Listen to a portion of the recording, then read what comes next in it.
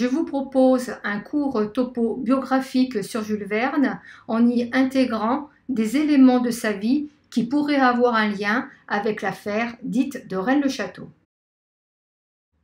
Intitulée Jules Verne en bref et en somme, cette présentation était destinée à l'ouverture du premier séminaire consacré aux grands initiés de la littérature, séminaire qui s'est tenu à Rennes-les-Bains les 24 et 25 juillet 2020. Jules Gabriel Verne est né à Nantes en 1828 sous le signe du Verseau, signe particulièrement imaginatif et iconoclaste. Il décédera en 1905 à Amiens. Nantes et Amiens, deux villes qui vont exercer une influence sur son parcours de vie. Son père est juriste et sa mère est issue d'une famille nantaise de navigateurs et d'armateurs. Nantes est une ville portuaire débouchant sur l'Atlantique et le grand large. Le jeune Jules Verne va très tôt développer un goût prononcé pour les voyages et la littérature. Il entretiendra tout au long de sa vie un rapport étroit avec l'univers marin et effectuera des traversées, notamment en Écosse et aux États-Unis. La légende dit qu'enfant, il aurait tenté d'embarquer clandestinement dans un voilier pour se faire enrôler comme mousse. Rattrapé à temps et tancé par son père, Jules Verne aurait promis de désormais ne voyager qu'en rêve. Après des études de droit à Paris, Jules Verne travaillera comme agent de change puis secrétaire du théâtre lyrique avant de se consacrer pleinement à l'écriture, pièces de théâtre puis des romans d'aventure. Il se mariera avec Honorine de Viane, veuve Morel, qui jouera un rôle très important auprès de lui. Ils s'installeront à Amiens à partir de 1871 et auront un fils, Michel. Plus tard, Jules Verne fera de la politique et sera élu conseiller municipal d'Amiens. Il vivra à Amiens pendant 34 ans, de 1871 à 1905.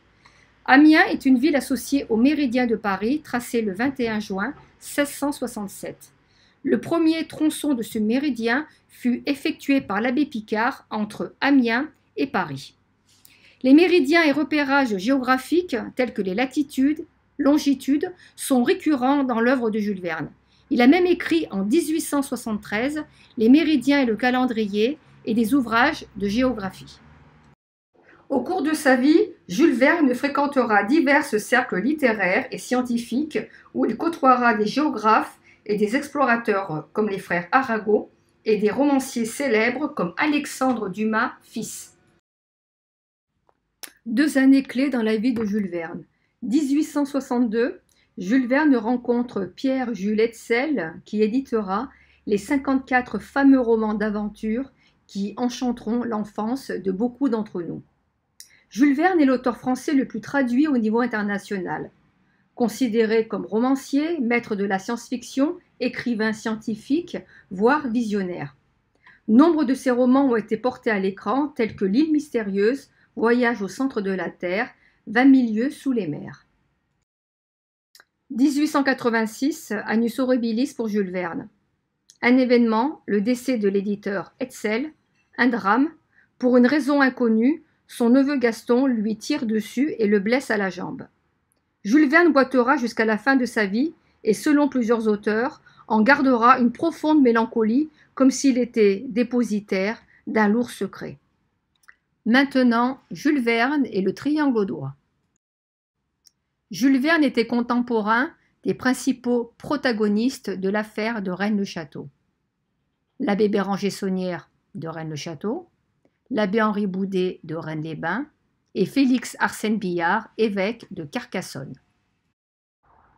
Il occupera un temps une maison nommée la Maison à la Tour, qui deviendra plus tard la Maison Jules Verne. Cette maison était constituée d'une tour et d'un belvédère. Il est enterré au cimetière de la Madeleine à Amiens. Sa pierre tombale est devenue célèbre car elle représente un homme surgissant d'un tombeau, désignant le ciel ou un méridien. Plus de 5000 personnes assisteront à son enterrement. On le sait peu, mais Jules Verne entretiendra des rapports de quasi-gémellité avec son frère plus jeune, Paul. Ce dernier œuvrera comme conseiller technique pour ses récits de navigation. Cette collaboration en binôme rappelle celle des frères Boudet et Saunière. Jules Verne entre dans la masse littéraire castelrennaise par le biais de deux chercheurs ayant décelé dans un livre relativement inconnu, Clovis d'Ardentor, des éléments liés à Rennes-le-Château. En 1981, Franck Marie traitera du sujet dans Le surprenant message de Jules Verne. Et en 1984, avec l'emblématique ouvrage de Michel Lamy, Jules Verne, initié et initiateur.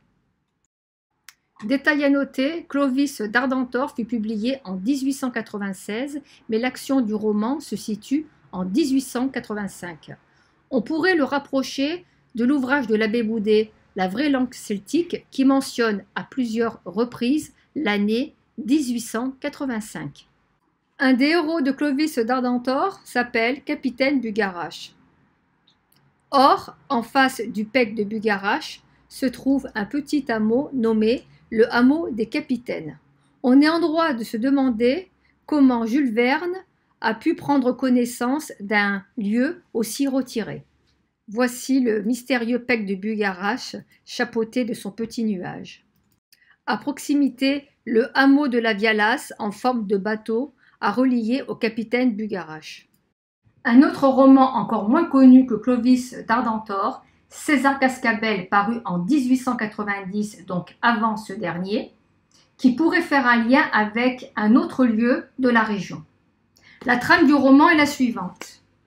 La famille de forains Cascabel ont fait fortune aux États-Unis et vont rejoindre leur Normandie natale par le détroit de Bering en roulotte, et la traversée s'annonce particulièrement périlleuse, notamment lors du passage de gorges dangereuses où la roulotte va tomber dans l'eau.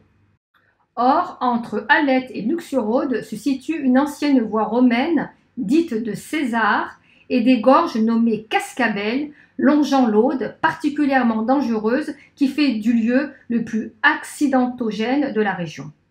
Encore une fois la question, à savoir comment Jules Verne a-t-il pris connaissance de l'existence de ce lieu aussi retiré et pourquoi s'en est-il inspiré? Une possible explication qui m'est venue récemment, la proximité en face du château de Castelnègre. À l'époque de l'apparition du livre, le lieu appartenait à une personne privée, une dame nommée la Dame de Castelnègre, qui recevait certains cénacles. Enfin, Jules Verne aurait rencontré à plusieurs reprises Jean de Habsbourg-Toscane avant que celui-ci ne disparaisse en mer pour l'Amérique du Sud en 1890.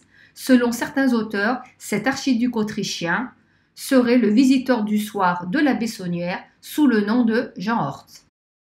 En conclusion, les liens entre l'œuvre littéraire de Jules Verne et le triangle audois tiennent-ils du hasard ou bien Jules Verne a-t-il été informé en direct en venant sur place ou bien a-t-il suivi les indications de certains initiés, lesquels et pourquoi? Tout reste à éclaircir. Merci.